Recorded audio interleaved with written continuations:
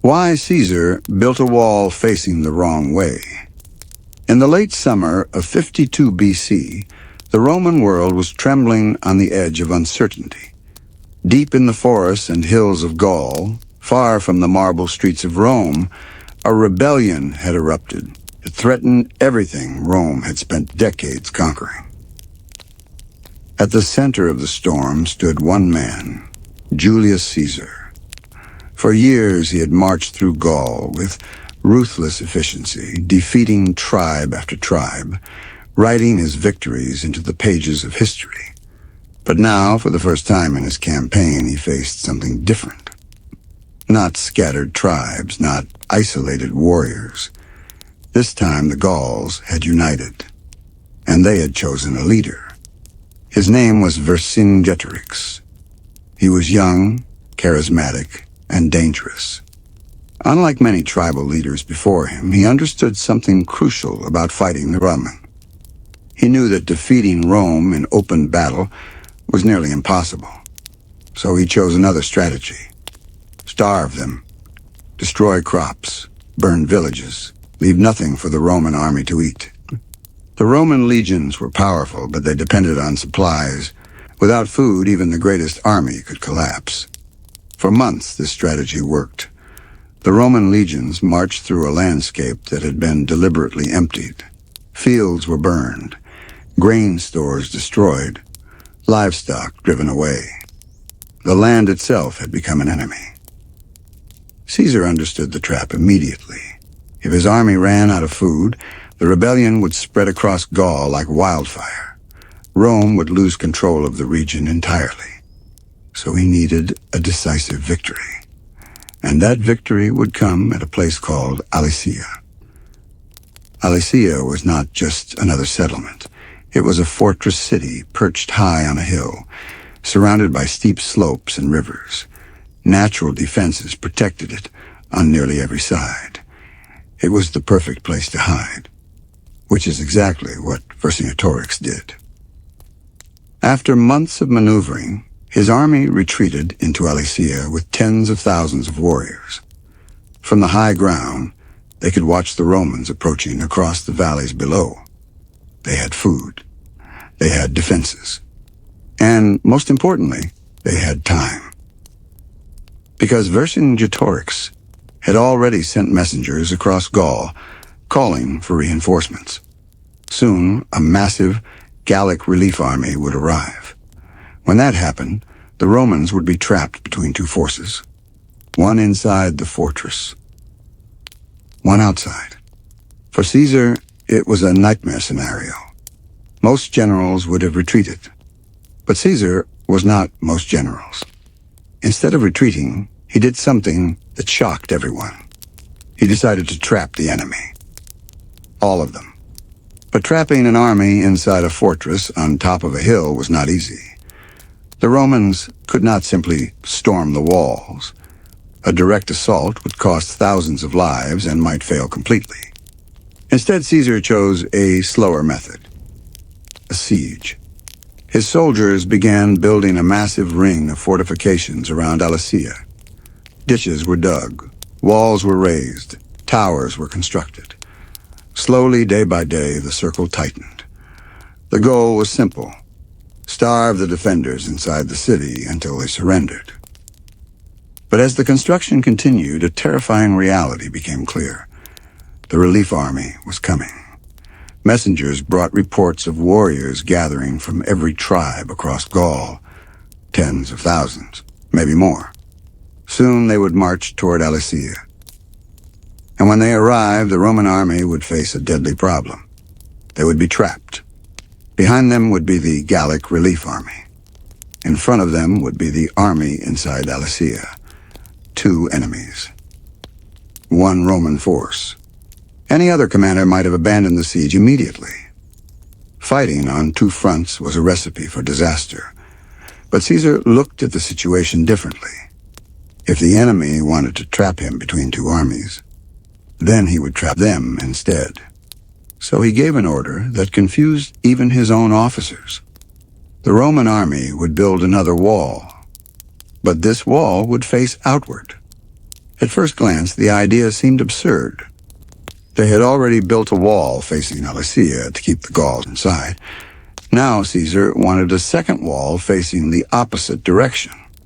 To many soldiers, it looked like the wall was facing the wrong way. Why would you build defenses pointing away from the enemy you were attacking? But Caesar understood something that few others realized. Soon there would be enemies on both sides. And when that moment arrived, the Roman army would stand in the middle of two gigantic fortifications. One wall would keep the trapped army from escaping. The other wall would keep the rescue army from breaking in. Between those two rings would stand the Roman legions. It was one of the boldest military gambles in history. And if it failed, every Roman soldier at Alesia would die. Still, the work began. Thousands of legionaries grabbed their tools and started digging again. The second wall stretched across hills, valleys, and rivers. Ditches were carved into the earth. Hidden traps were planted in the ground. Caesar wasn't just building a wall. He was building a fortress that surrounded his own army. And as the construction continued, the Romans began to realize what their commander was truly attempting. They weren't just besieging Alesia. They were preparing for the largest battle of the Gallic War. Soon the hills around Alesia would fill with enemies. Warriors inside the city, warriors outside the walls, and the Roman army trapped between them. Yet somehow Caesar believed this impossible situation could be turned into victory. The walls continued to grow longer, the trenches deeper, the traps more deadly. What looked like a wall facing the wrong way was actually the key to Caesar's entire strategy. But the real test had not yet begun, because somewhere beyond the horizon, the Gallic relief army was already marching. And when they arrived, the trap would finally close. As the Roman soldiers continued their work around Alesia, the scale of the project became almost unbelievable. What had begun as a simple siege was slowly transforming into one of the most complex military fortification systems the ancient world had ever seen. At the center of it all was Julius Caesar, a commander who understood something that many of his enemies did not. Battles were not always won by swords alone. Sometimes victory was decided long before the fighting began, through planning, engineering, and the careful shaping of the battlefield. The Romans had already built a wall facing inward toward the army of Vercingetorix, who remained trapped inside the hilltop fortress. But now Caesar had ordered something even more extraordinary. A second wall was being built around the first one. This outer wall faced away from the city toward the countryside of Gaul. To anyone who saw it for the first time, it looked almost ridiculous. It appeared as if the Romans were defending themselves against an enemy that wasn't even there yet. But Caesar knew the enemy was coming. Somewhere beyond the forests and valleys of Gaul, a massive relief army was gathering. Tribal warriors were answering the call of Vercingetorix. Chiefs were raising banners. Messengers were racing between villages. Soon, tens of thousands of warriors would march toward Alesia, and when they arrived, the Roman army would be surrounded, unless Caesar finished his defenses first. So the work continued day and night. Roman legionaries were not just soldiers. They were builders, engineers, and laborers. Every man in the legion knew how to dig, cut timber, and raise fortifications.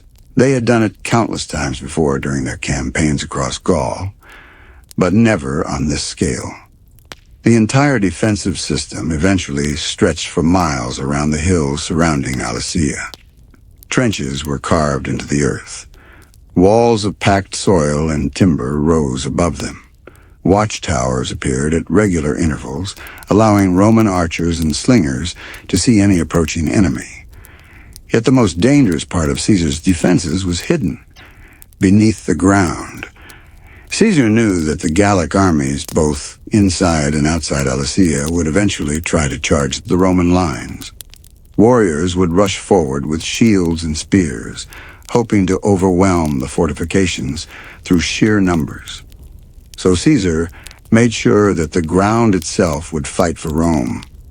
The first layer of defense was a pair of massive trenches dug in front of the walls. Each trench was wide and deep, making it extremely difficult for attacking forces to cross quickly. One of them was even filled with water diverted from nearby streams, creating a muddy obstacle that slowed down anyone trying to reach the Roman lines. But the trenches were only the beginning. Beyond them lay fields of hidden traps. Roman soldiers carefully dug thousands of small pits in the ground. At the bottom of each pit, they placed sharpened wooden stakes, hardened in fire so they would not break easily. Then the pits were covered with branches, grass, and loose soil. From a distance, the ground looked perfectly normal, but anyone running across it would suddenly fall through the thin covering and land directly on the spikes below. These traps were terrifyingly effective. A warrior who fell into one would often be badly wounded or unable to move, creating chaos among the attackers behind him. And Caesar did not stop there. He ordered another type of trap to be created, rows of sharpened wooden stakes hammered into the ground at an angle. Only the points were visible above the soil. To the Romans, these obstacles resembled the branches of a deer's antlers, which is why they sometimes referred to them using a name that suggested horns rising from the earth. Anyone charging toward the wall would be forced to slow down and carefully navigate these deadly obstacles.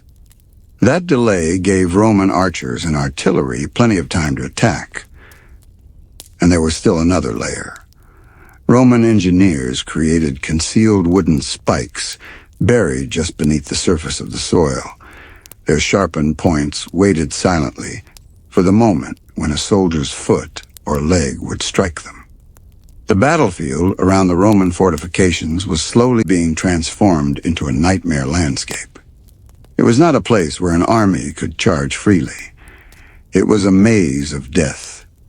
Inside Alesia, the army of Vercingetorix watched all of this happening from the hilltops. The Gauls could see the Roman lines stretching across the countryside. Day after day, the defenses grew stronger. At first, many of them believed the Romans were making a mistake. Why build walls that faced outward? Why prepare for an enemy that had not yet arrived? But as the weeks passed, the truth became clear. Caesar wasn't making a mistake. He was preparing for a battle unlike any the Gallic tribes had ever fought before. Inside the city, food supplies began to shrink. The defenders had hoped the Roman siege would be short, but Caesar's walls made escape nearly impossible. Anyone trying to break through faced towers, trenches, and traps. The people inside Alesia began to worry. But they also believed help was coming. And they were right. Far beyond the Roman fortifications, a massive Gallic relief army was finally on the move. Warriors from dozens of tribes were marching toward Alesia. Some ancient accounts claim their numbers were enormous, possibly far larger than the Roman force surrounding the city. Their mission was simple: break the siege, destroy Caesar's army, free Vercingetorix. As the news spread among the Roman soldiers, the tension inside the camp grew. Many of them realized the terrifying position they were in. Soon they would be attacked from two directions at once. One army from inside the city, another from outside. And they would be trapped in the middle. Yet Caesar remained calm. He walked along the fortifications, inspecting the trenches and traps his soldiers had built. He spoke with the officers commanding the towers and the artillery crews preparing their weapons. Everything had to be ready. Because when the Gallic relief army finally appeared, the real test of the wall facing the wrong way would begin. The Romans had built their fortress. Now they would discover whether it was strong enough to survive the storm that was coming. The days around Alesia had grown tense and quiet. Inside the Roman lines, soldiers continued repairing trenches, sharpening stakes, and reinforcing towers. From a distance, the fortifications looked complete. But every Roman engineer knew that a siege like this demanded constant work. At the center of the effort stood Julius Caesar. He had ordered a defensive system unlike anything the Roman legions had ever built before. Two enormous rings of fortifications surrounded the battlefield. One faced inward toward the army trapped inside the hilltop fortress. The other faced outward toward the open countryside. To anyone unfamiliar with the plan, it still seemed strange. The outward-facing wall looked like a defense against an enemy that had not yet appeared. But everyone knew that moment was approaching. Inside Alesia, the army of Vercingetorix waited impatiently. From the heights of the fortress, the Gauls could see the Roman lines stretching across the valleys and hills. They had watched the construction for weeks. They had seen the trenches grow deeper and the towers rise higher. At first, the defenders had mocked the Roman effort. Some believed Caesar was overreacting, wasting time and energy building walls instead of attacking. But the longer the siege lasted, the more serious the situation inside the city became. Food supplies were shrinking. Every day, the stockpiles inside Alesia grew smaller. The warriors still had enough to eat, but the civilians who had taken refuge in the city were beginning to suffer. Yet despite these hardships, the Gauls held on to hope, because they knew something the Romans could not yet see. The relief army was coming. Messengers had spread the call for help across all of Gaul. Tribal leaders who had once fought each other were now gathering under a single purpose. Warriors were leaving their villages, carrying spears and shields, marching toward the same destination. Their goal was simple: break Caesar's siege, free the army inside Alesia, destroy the Roman legions once and for all. Then one morning, Roman scouts returned with urgent news. The relief army had arrived. At first, it appeared as a distant movement across the countryside. Columns of warriors emerged from forests and valleys, spreading across the hills like a rising tide. As more groups joined them, the scale of the army became clearer. The hills around Alesia began to fill with Gallic warriors. From the Roman towers, soldiers watched as thousands of men gathered beyond the outer wall. Standards rose into the air. War horns echoed across the valleys. Fires appeared as camps were established across the surrounding countryside. The relief force was enormous. Ancient accounts suggested it may have been one of the largest Gallic armies ever assembled. Warriors from dozens of tribes had answered the call of Vercingetorix. For the Romans inside the fortifications, the sight was both impressive and terrifying. They were now exactly where many had feared they would be, trapped between two enemies. Inside the fortress of Alesia waited the army of Vercingetorix. Outside the Roman walls stood the massive relief army. The Roman legions were caught in the middle. Yet Caesar had prepared for this moment.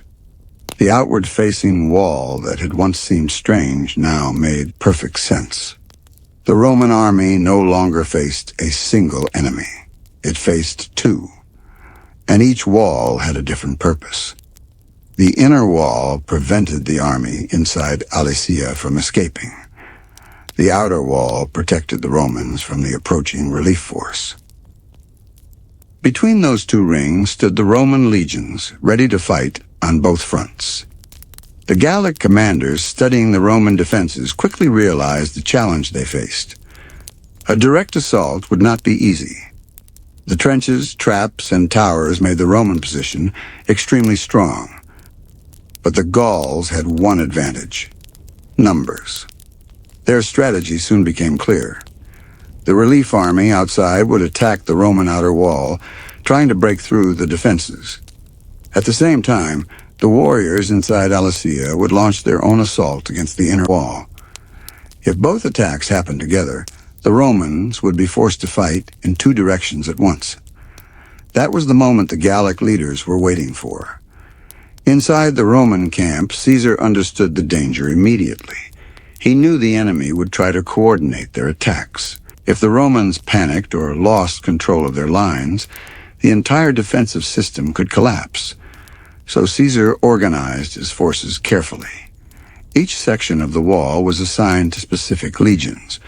Officers were given clear orders about how to respond if attacks came from both sides at once. Roman artillery crews prepared their machines. Archers and slingers took positions in the towers. Cavalry units waited behind the lines, ready to move wherever the fighting became most intense. The battlefield had been prepared. Now everyone waited.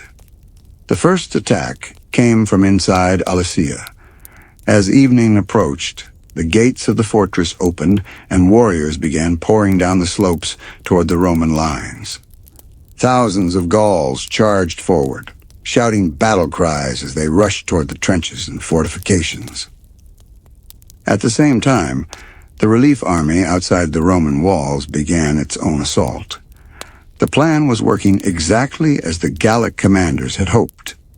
The Romans were suddenly fighting in two directions. Warriors inside Alesia attacked the inner wall while the relief army outside advanced toward the outer defenses. Arrows flew through the air, spears struck shields, war horns echoed across the battlefield. The Roman soldiers now faced the test that Caesar had prepared them for. Would the walls hold? Or would the combined strength of two Gallic armies break through the defenses? As the attacks intensified, the strange design of Caesar's fortifications finally revealed its true purpose. The wall that once looked like it faced the wrong direction was now the only thing standing between the Roman army and destruction. And the battle for Alesia had only just begun. The battlefield surrounding Alesia had now become one of the most dangerous places in the ancient world. For weeks, the Roman army had worked tirelessly under the command of Julius Caesar, building a defensive system that stretched across hills and valleys. Two massive rings of fortifications now surrounded the battlefield. One wall faced inward toward the army trapped inside Alesia, led by Vercingetorix. The other wall faced outward toward the enormous Gallic relief army that had gathered beyond the Roman lines. For the Roman soldiers standing between those two enemies, the situation felt almost unreal. No Roman army had ever deliberately placed itself in such a position before, yet Caesar believed his walls would hold. The first clashes had already proven how dangerous the battle could become.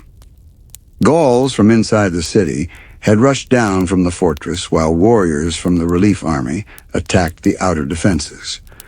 Roman soldiers had been forced to turn in both directions, defending two different fronts at the same time. For hours, the battlefield echoed with the sounds of fighting. But as darkness began to fall, the attack slowed. Both sides withdrew to regroup. The Gauls had tested the Roman defenses and discovered something important. The fortifications were strong, but they were not perfect. Some areas were harder to defend than others. Certain hills and valleys created weak points where large numbers of attackers might be able to concentrate their forces. The Gallic commanders began planning their next assault. This time they would attack at night. Inside Alesia, Vercingetorix understood the importance of timing. If his warriors attacked at the same moment as the relief army outside the Roman walls, the defenders could be overwhelmed.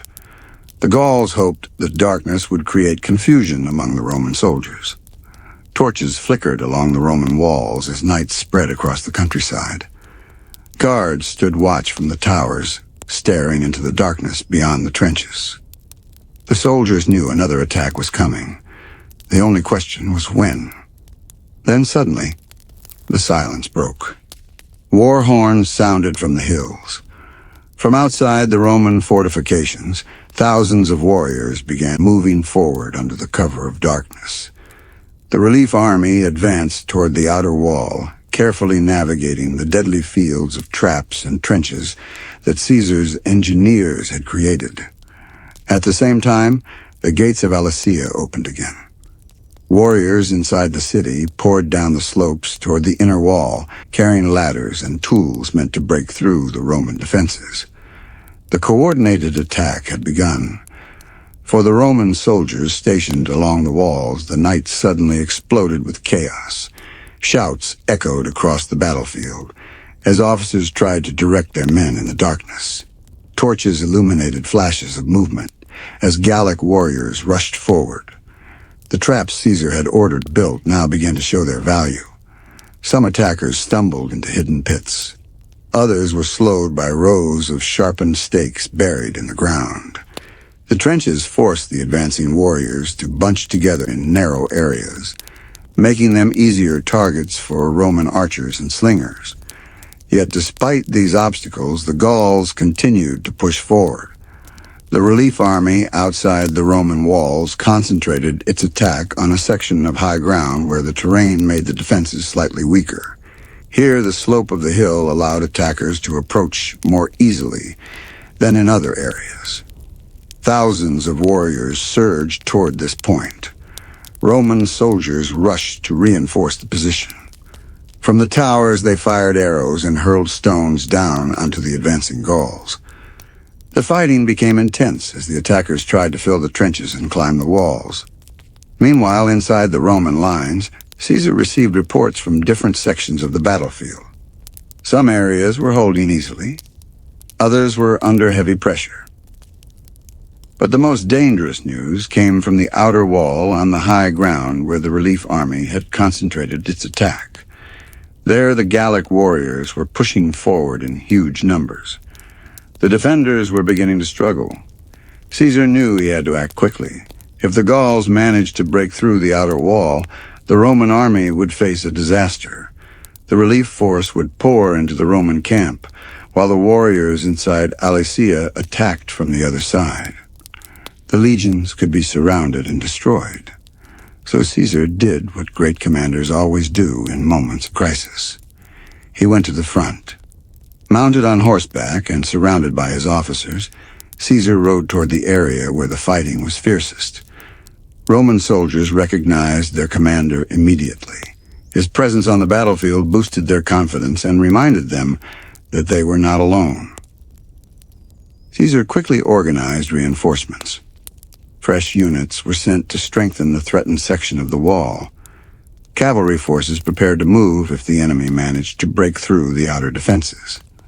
The fighting continued deep into the night. Again and again, the Gallic warriors attempted to push forward. Some reached the Roman fortifications and tried to climb the walls. Others attempted to destroy parts of the defenses using tools and sheer strength.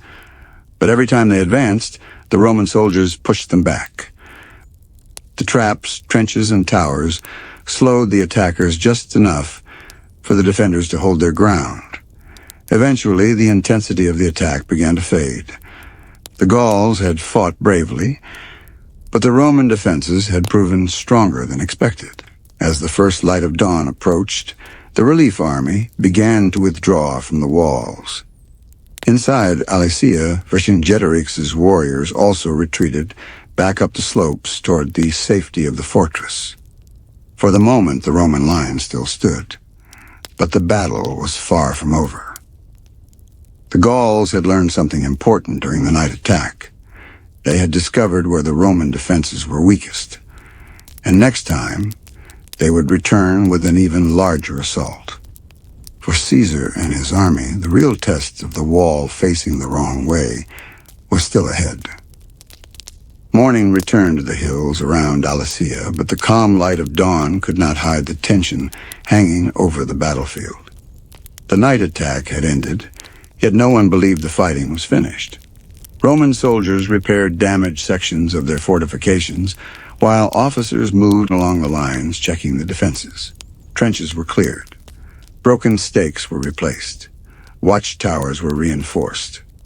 At the center of this effort remained Julius Caesar, whose strategy had placed the Roman army between two enemies. Inside Alesia waited the warriors of Vercingetorix. Outside the Roman wall stood the massive Gallic relief army. The Romans had survived the first coordinated attack, but everyone knew the next assault would likely be larger and more organized. The Gallic commanders had spent the night studying the Roman defenses. They had watched how the traps slowed their warriors and how the towers allowed Roman archers to control the battlefield. But they had also discovered something else. There was a weak point. To the north of the Roman lines, the terrain formed a rough slope that was difficult to fortify properly.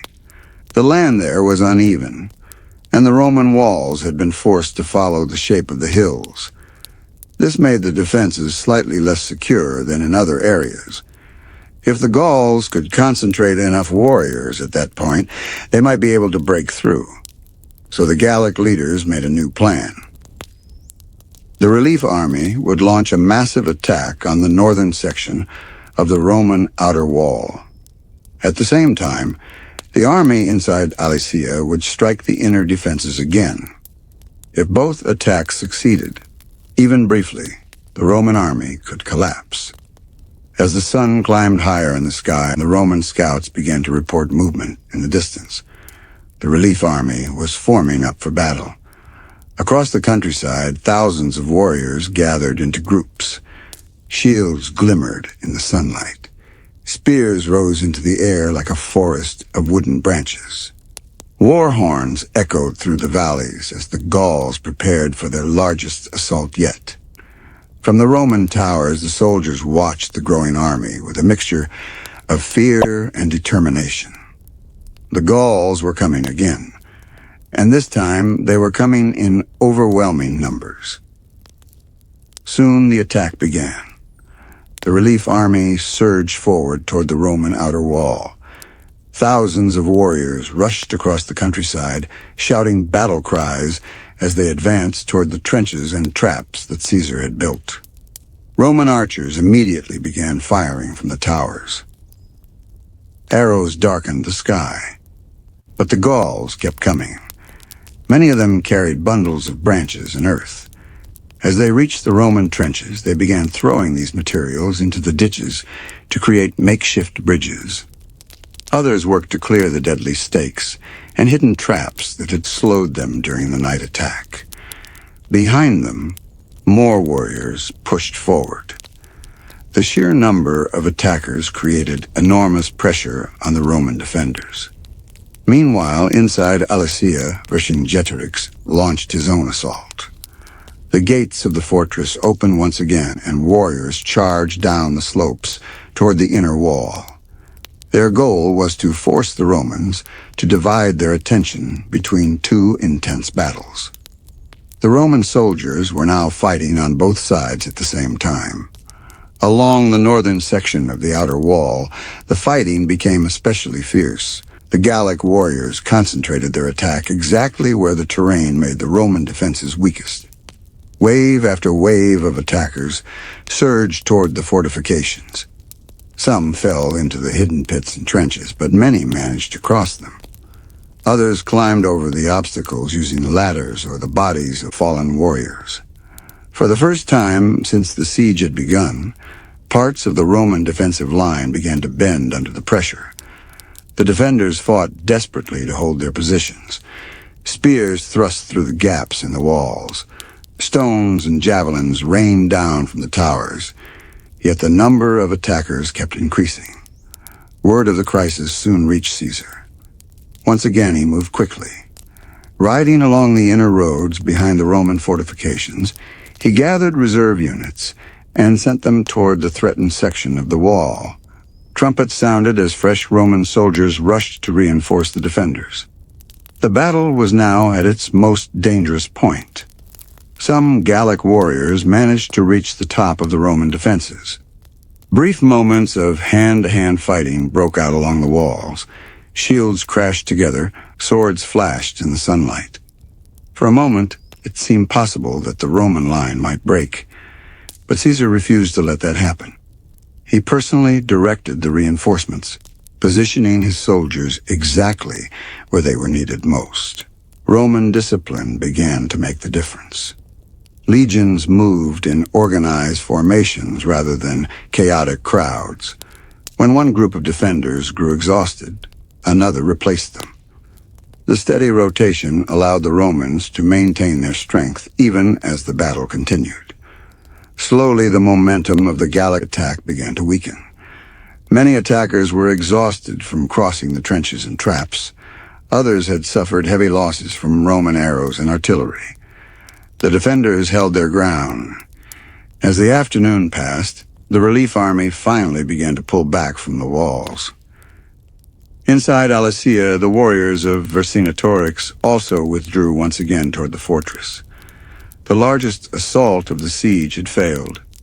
The Roman fortifications still stood. Yet despite this victory, Caesar knew the situation remained extremely dangerous. The Gallic armies still outnumbered his forces, and they had proven that they could nearly break through the defenses. The siege was not over. Another attack would come, and the next one might be even more dangerous than the last. But one thing had become clear to everyone on the battlefield.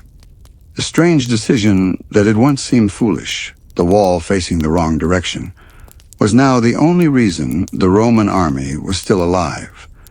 Without that second wall, the relief army would already be inside the Roman camp. Instead, the Romans still held the center of the battlefield. And the final phase of the siege was about to begin. The struggle around Alesia had now reached a critical moment. Days of brutal fighting had tested every part of the Roman defenses. Trenches were scarred with footprints and broken weapons. The ground beyond the walls was littered with abandoned shields and spears. Yet the fortifications built by Julius Caesar still stood. Inside the fortress of Alesia, however, the situation was becoming desperate. The army of Vercingetorix had been trapped for weeks. Their hope rested entirely on the relief army outside the Roman walls. If that army failed to break the siege soon, the defenders inside Alesia would have no choice but to surrender. The Gallic commanders understood this as well. The previous assaults had come close to breaking the Roman defenses, but had ultimately failed. The trenches, traps, and towers had slowed the attackers just enough for the Roman soldiers to hold their ground. So the leaders of the relief army decided to try something different. Instead of spreading their forces across many sections of the Roman walls, they would concentrate everything on a single location. Their scouts had identified the same weak point the Romans feared most, a stretch of high ground where the terrain made the outer wall harder to defend. The slope of the hill allowed attackers to approach more easily, and the Roman fortifications there were less secure than in other areas. If thousands of warriors attacked that point at once, the defenders might finally be overwhelmed. The plan was bold. At the same time that the relief army attacked the outer wall, Vercingetorix would launch another assault from inside Alesia against the inner defenses. The Roman army would once again be forced to fight in two directions.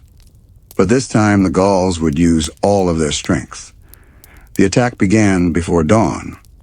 Across the countryside beyond the Roman outer wall, thousands of Gallic warriors assembled silently in the darkness. Their leaders moved among them, giving final instructions and preparing the men for the battle ahead.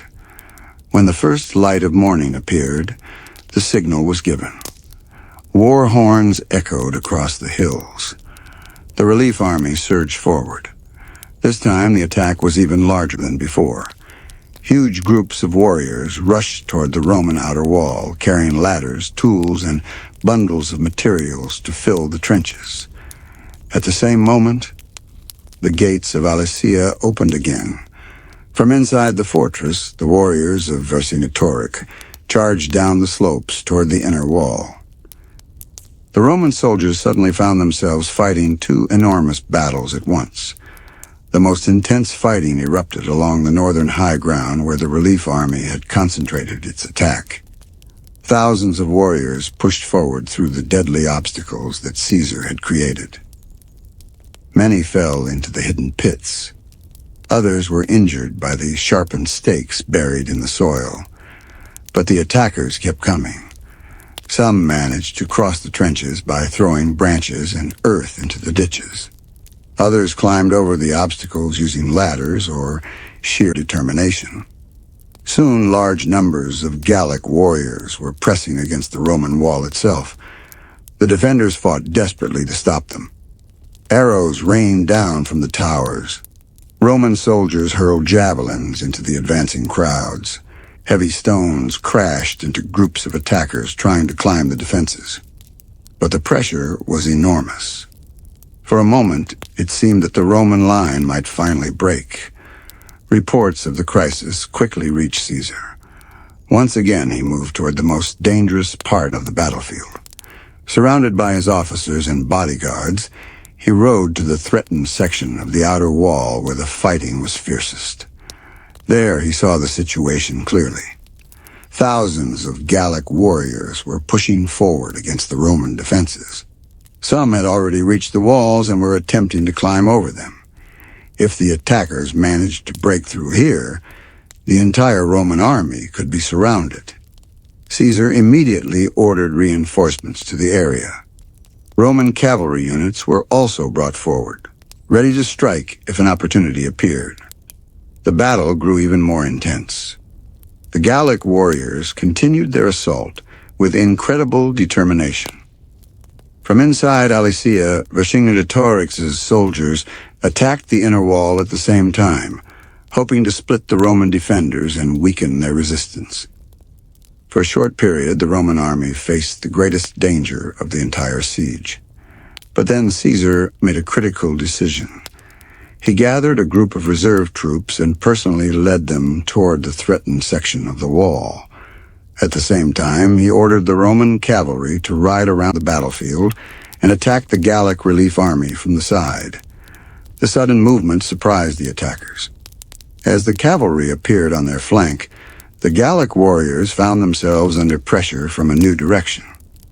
Roman soldiers defending the wall pushed forward with renewed confidence. Slowly, the momentum of the attack began to shift. The Gallic warriors, who had nearly broken through the defenses, suddenly found themselves surrounded by danger. Arrows struck them from the towers. Roman infantry pressed against them from the walls. And now cavalry was attacking them from the side. The relief army began to lose its formation. Some groups tried to continue the assault, but others began to fall back toward the hills. As more warriors retreated, the pressure on the Roman defenses started to weaken. Inside Alesia, Vercingetorix watched the battle unfold from the fortress. He could see the chaos spreading among the relief army. The final attack was failing. Soon the warriors outside the Roman walls began withdrawing across the countryside. Their attempt to break the siege had collapsed.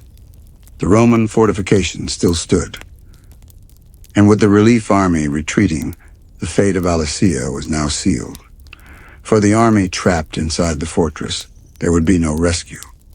The strange walls that once seemed to face the wrong direction had done exactly what Caesar intended. They had trapped two armies at once. And now the rebellion that had threatened Roman control of Gaul was about to end. The final battle around Alesia had ended in silence. Only hours earlier, the hills had thundered with the sound of war horns, clashing weapons, and the cries of thousands of warriors. Now the battlefield lay strangely quiet. The massive Gallic relief army that had come to save the fortress was gone. Across the distant hills, scattered groups of warriors were retreating back toward their homelands. The great force that had promised to break the Roman siege had dissolved into fragments.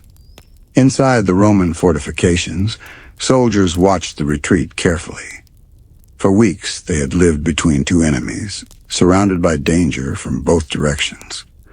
The strange defensive system ordered by Julius Caesar had forced them to fight with their backs against one wall while defending another. But now the outer threat had disappeared. The relief army had failed, and that meant the fate of the army trapped inside Alesia was sealed. Inside the fortress, the warriors of Vercingetorix understood the situation immediately. Their last hope had vanished. From the high ground of the city walls, they had watched the final assault unfold. At first it seemed as if the Roman defenses might collapse. Thousands of warriors had rushed toward the walls. The relief army had nearly broken through. But then the Roman counterattack had changed everything. The Roman cavalry had struck the relief army from the side. The defenders along the walls had pushed forward with renewed strength. Slowly, the great Gallic assault had begun to fall apart. When the relief army finally retreated, the truth became impossible to ignore. Alesia was alone. Inside the fortress, the food situation had already become desperate. Supplies had been shrinking for weeks, and many of the civilians trapped in the city were already suffering from hunger. Now there was no possibility of rescue. The warriors gathered in council to decide what to do next. Some argued that they should attempt one final breakout. Others believed that surrender was the only option left. At the center of this discussion stood Vercingetorix. He had led the rebellion that united much of Gaul against Rome. His leadership had inspired thousands of warriors to fight for their freedom. For a time, it had seemed possible that the Roman conquest of Gaul might be stopped. But now the reality was clear. The siege had been lost. Outside the fortress walls, the Roman army still stood strong. The double ring of fortifications built by Caesar had done exactly what it was meant to do. The inward-facing wall had prevented the defenders from escaping. The outward-facing wall had stopped the relief army from breaking in. Between those two barriers, the Roman legions had survived every attack. The strange design that once looked like a mistake had turned into one of the most brilliant defensive strategies in military history. Vercingetorix understood that continuing the fight would only lead to more suffering for his people. The civilians inside Alesia were already starving. Another battle would bring nothing but more death. So he made a decision that would be remembered for centuries. He chose to surrender. The next day, preparations were made for the formal end of the siege. Roman soldiers stood along their fortifications as a small procession emerged from the gates of Alesia. The warriors inside the city had laid down their weapons. The long struggle between the Roman army and the Gallic defenders had come to an end. At the center of the procession rode Vercingetorix. He wore his armor and carried the symbols of his command. According to later accounts, he rode forward toward the Roman camp where Caesar waited with his officers. When he reached the Roman commander, the Gallic leader dismounted. In a gesture of surrender, he laid down his weapons and placed himself in Caesar's custody. With that moment, the siege of Alesia was over. For the Roman soldiers who had fought through weeks of danger, the victory was enormous. They had faced two armies at once and survived. For Caesar, the triumph was even greater. The defeat of Vercingetorix effectively ended the large-scale rebellion in Gaul. Although small conflicts would continue for a time, the organized resistance that had once threatened Roman control had been broken.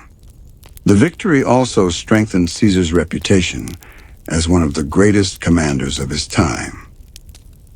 His decision to build two massive rings of fortifications, one facing inward and one facing outward, had seemed almost impossible at first.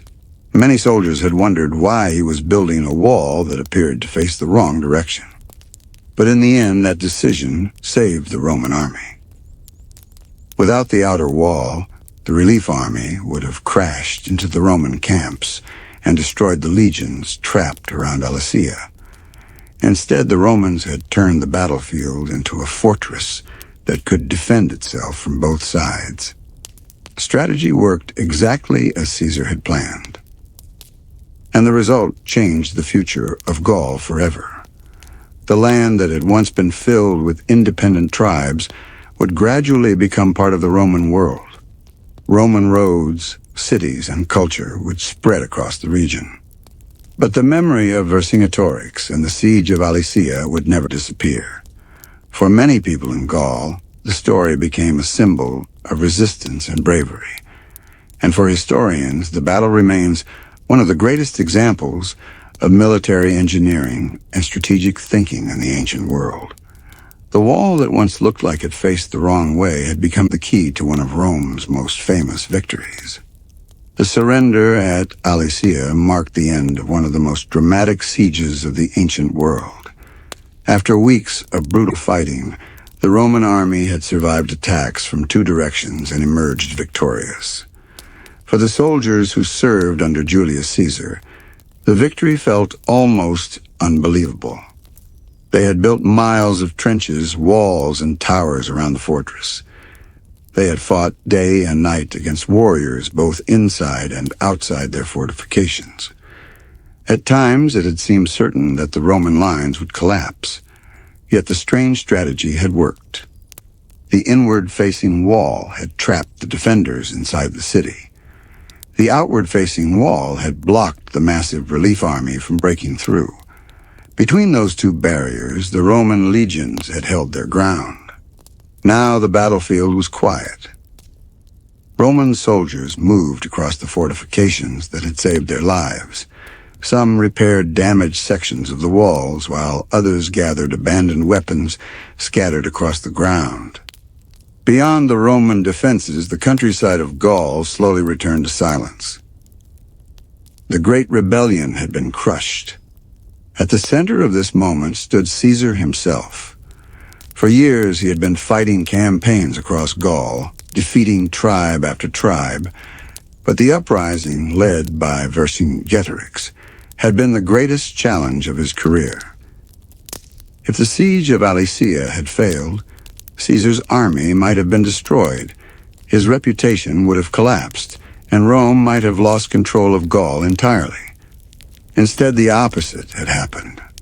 The victory at Alesia confirmed Caesar as one of the most brilliant commanders in Roman history. His soldiers admired him for sharing their hardships. During the siege, he had ridden along the walls, directing defenses and encouraging the men during the most dangerous moments. But the consequences of the victory went far beyond the battlefield. The defeat of Vercingetorix effectively ended the united resistance of the Gallic tribes. Although some small revolts would occur later, the large-scale rebellion that had threatened Roman rule was finished. Over time, Gaul would become deeply connected to the Roman world. Roman roads would stretch across the countryside. Cities would grow where tribal settlements once stood. Trade, culture, and language would begin to blend Roman and Gallic traditions together. The land that had once been fiercely independent would eventually become one of the most important regions of the Roman Empire. Yet the story of Alesia did not end there. Back in Rome, the political situation was growing increasingly unstable. Caesar's victories in Gaul had made him enormously famous. His army was loyal to him, and his success had brought vast wealth and influence. Many powerful figures in the Roman Republic began to worry. They feared that Caesar's growing power might threaten the traditional system of Roman government. The Republic had always depended on a balance between ambitious leaders. Now one man seemed to be rising above the others. The tensions continued to grow over the following years. Eventually, they would lead to one of the most famous events in Roman history. In 49 BC, Caesar would cross the Rubicon River with his army, beginning a civil war that would reshape the Roman world. That conflict would ultimately end the Roman Republic and lead to the rise of the Roman Empire. And in many ways, the path toward that moment began here, at Alesia. The victory over Vercingetorix gave Caesar the reputation, the loyalty of his soldiers, and the confidence that would later allow him to challenge the political order of Rome. All of it traced back to one extraordinary decision: the choice to build a wall that appeared to face the wrong direction. What looked like a mistake was actually a brilliant strategy designed for a very specific problem. Caesar understood that he would face enemies on both sides of his army, and he designed his fortifications to handle exactly that situation. When the relief army arrived, the purpose of the second wall became clear. It was never facing the wrong way. It was facing the future battle. The siege of Alesia became one of the greatest examples of Roman engineering, discipline, and strategic planning. Historians still study the event today as a perfect illustration of how preparation and careful thinking can overcome even overwhelming odds. For the Romans who fought there, the memory of the siege would last a lifetime. For the people of Gaul, the story of Vercingetorix would become a symbol of courage and resistance. And for the world of history, the walls around Alesia remain a reminder that sometimes the most unusual ideas can lead to the greatest victories. Long after the battlefields around Alesia had grown quiet, the story of the siege continued to echo across history. What happened there was not simply the end of a rebellion. It was a turning point that shaped the future of an entire region. For the Roman world, the victory of Julius Caesar was more than just another successful campaign. It proved that Roman discipline, engineering, and organization could overcome even the largest coalition of enemies. The siege demonstrated something unique about the Roman army. Roman soldiers were not only fighters, they were builders, planners, and engineers. Every legionary carried tools as well as weapons. They could construct roads, bridges, camps, and fortifications wherever the army marched. At Alesia, that ability became the difference between survival and destruction. When Caesar ordered the construction of two enormous rings of defenses, many observers would have considered the plan impossible. Building miles of walls, trenches, and towers while surrounded by enemies required incredible effort and coordination. Yet the Roman army accomplished it. The inward wall kept the defenders inside the city trapped. The outward wall protected the Romans from the approaching relief army. Between those two barriers stood the Roman legions, defending themselves from both sides at once. The design looked strange at first, but the logic behind it was simple. Caesar understood the exact problem he faced and built a solution specifically for that situation. Historians later described the system as two massive defensive rings. One ring sealed the fortress. The other ring sealed the battlefield itself. This double fortification allowed the Roman army to control the entire area. When the relief army arrived, they could not easily reach the Roman soldiers. Trenches slowed their advance. Hidden traps injured many attackers. Towers allowed Roman archers and artillery to strike enemies from a safe distance. By the time Gallic warriors reached the walls, they were already exhausted and disorganized. The Roman defenses had turned the landscape into a weapon. But the importance of Alesia extended far beyond military engineering. The defeat of Vercingetorix marked the end of the most powerful resistance movement in Gaul. For centuries, the tribes of the region had lived independently, each with its own leaders and traditions. The rebellion had briefly united them, but after Alesia, that unity collapsed. Roman influence began to spread across the region more rapidly than ever before. Roads connected distant settlements. Trade routes expanded. Roman law and administration gradually replaced tribal systems of leadership. Over time, the culture of Gaul began to change. Latin language and Roman customs became common in many areas. Cities grew larger and more organized. Roman architecture appeared in places that had once been simple tribal villages. Yet the memory of the rebellion never disappeared. For many people in Gaul, Vercingetorix remained a symbol of bravery and resistance. The story of his final stand against Rome was passed down through generations. Centuries later, historians and writers continued to retell the story of the siege. They described the dramatic moment when Caesar trapped two armies at once. They wrote about the walls stretching across hills and valleys, the hidden traps buried in the ground, and the massive attacks launched by the Gallic warriors. Some stories focused on the brilliance of Caesar. Others focused on the courage of Vercingetorix. Both perspectives became part of the legend. Archaeologists and historians have studied the site of Alesia for many years, searching for evidence of the massive fortifications described in ancient accounts. Excavations have revealed traces of trenches and defensive works that match the descriptions of the siege. These discoveries confirm just how extraordinary the Roman engineering effort must have been. Miles of fortifications once surrounded the hilltop fortress. Thousands of soldiers worked together to build them. And those defenses ultimately decided the outcome of the battle. Today, the siege of Alesia is often studied as one of the greatest examples of strategic thinking in ancient warfare. Caesar's decision to build a wall that seemed to face the wrong direction was not a mistake. It was a solution to a very specific problem. He knew that his army would face enemies on two sides, so he built defenses for both. The result was a battlefield that no other army in the ancient world had ever created. And when the final attack came, the system worked exactly as he intended. The story of Alesia reminds us that great victories are not always won through strength alone. Sometimes they are won through patience, preparation, and the ability to see possibilities that others overlook.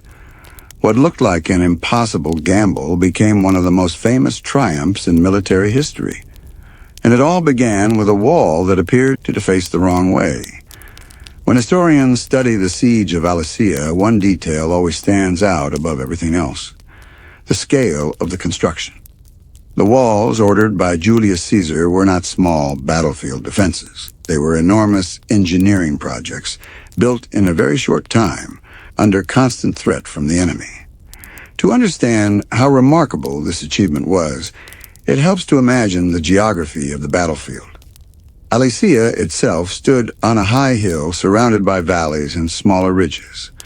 The slopes made direct assault extremely difficult. That was one of the reasons Vercingetorix chose the location as his refuge. The fortress had natural defenses on almost every side. But Caesar did not try to climb the hill. Instead, he surrounded it.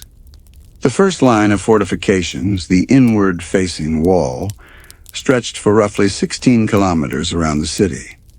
This ring of defenses completely sealed the fortress and prevented anyone inside from escaping.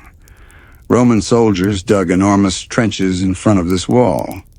These trenches slowed attackers and made it difficult for them to approach the fortifications quickly. Behind the trenches rose the main defensive wall. The wall itself was built using packed earth, timber, and stone. Towers were placed along the structure at regular intervals, allowing Roman archers and artillery to control the ground in front of the defenses. But this inner ring was only half of Caesar's plan. Once construction was finished, Caesar ordered the creation of an even larger outer ring of defenses. This wall faced outward toward the countryside and protected the Roman army from the approaching relief forces. This second ring stretched even farther across the landscape. In total, the Roman army built more than 30 kilometers of fortifications around the battlefield. That meant Roman soldiers were building defenses on a scale that resembled the walls of a large city.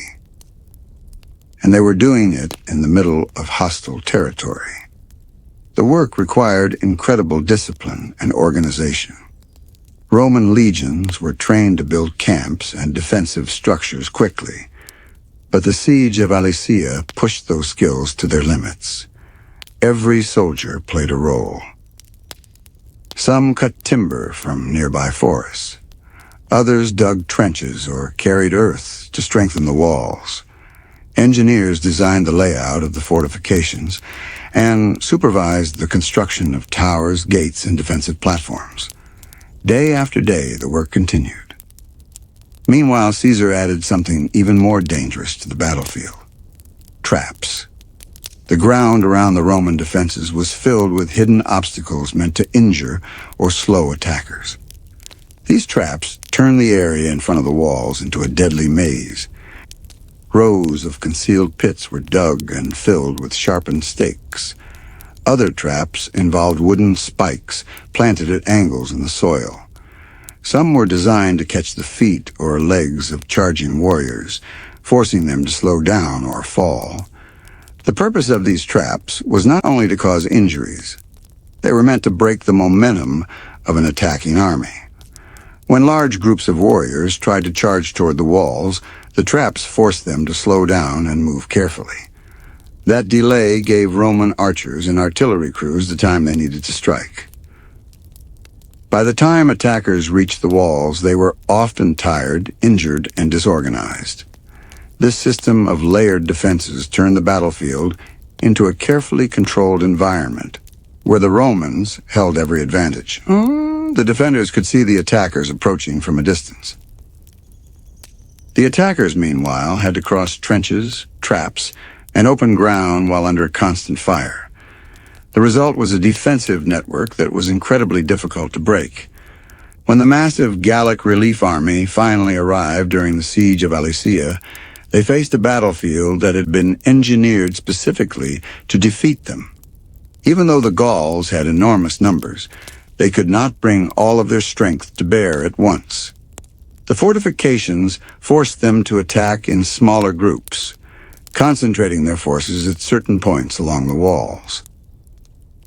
This allowed the Roman legions to respond quickly and reinforce the areas under the greatest pressure. In many ways, the siege became a battle between organization and numbers. The Gauls had the larger army, but the Romans controlled the terrain. Every trench, tower, and trap had been placed with a careful planning, and when the final attacks came, the system held. The relief army could not break through the outer wall. The warriors inside Alesia could not escape the inner wall. The Roman army stood in the center of the battlefield, protected by one of the most complex defensive systems ever built in the ancient world. Today, the siege of Alesia remains one of the greatest examples of military engineering in history. It shows how preparation, discipline, and strategic thinking can change the outcome of a battle. Most importantly, it reminds us that the strange decision to build a wall that appeared to face the wrong direction was actually the key to Caesar's entire strategy. What looked like a mistake was really a brilliant solution. And because of that decision, the Roman army survived one of the most dangerous situations it had ever faced. The walls around Alesia were not just barriers. They were the reason the battle was won. Long after the dust had settled on the hills of Alesia, historians, soldiers, and storytellers alike have returned again and again to a single question. Why did Caesar build a wall facing the wrong way? At first glance, it seemed absurd. Why construct defenses that pointed outward, away from the enemy? Why risk placing the Roman army between two formidable forces? The answer, as every soldier and scholar now knows, lies in foresight, strategy, and a deep understanding of human behavior. The siege of Alesia was never about brute strength alone. It was a carefully calculated battle of preparation against unpredictability. Caesar understood the exact problem he faced. A determined enemy trapped inside a fortress, ready to fight to the last man. A massive relief army gathering beyond the hills, capable of crushing a conventional Roman camp. Faced with these dual threats, a single-direction wall would have been catastrophic. Without the outward-facing fortifications, the relief army would have stormed the Roman lines, leaving the soldiers trapped between two armies, outnumbered and vulnerable. The wrong-way wall was, in reality, a brilliant tactical solution. It allowed the Romans to maintain control over the battlefield. The inward-facing wall prevented the defenders from escaping and joining forces with the relief army. The outward-facing wall slowed and funneled the attackers, turning raw numbers into a manageable challenge. Traps, trenches, and towers multiplied the effectiveness of a disciplined, smaller army against a much larger force. Roman soldiers were not merely defending. They were orchestrating the battlefield itself. Every obstacle, every layer of defense, every rotation of troops was designed to create a controlled environment where the enemy's advantages became weaknesses. When the relief army attacked, their momentum was shattered. When the defenders inside the fortress charged, their hope was delayed and ultimately crushed. The Romans, disciplined and prepared, held the middle ground. The result was total victory. The rebellion led by Vercingetorix ended. Gaul was brought firmly under Roman control. Caesar's reputation soared, laying the foundation for his rise to ultimate power in Rome. The lesson of Alesia is timeless. Sometimes the boldest and most effective strategies are those that appear counterintuitive. The wall facing the wrong way was never a mistake. It was foresight incarnate, a physical manifestation of understanding both your enemy and the battlefield. Centuries later, we study the siege not just for its numbers or its tactics, but for its message. Planning, preparation, and innovation can turn even the most impossible situation into a triumph. The Roman legions walked away victorious. The Gallic rebellion ended, and the wall that seemed to face the wrong way became one of history's most brilliant military decisions. From the dust of the hills of Alesia, a lesson endures. Sometimes winning the war is not about charging forward. It's about controlling every step, every obstacle, and every possibility, even before the enemy moves. The wrong way wall was, in truth, the right way to victory.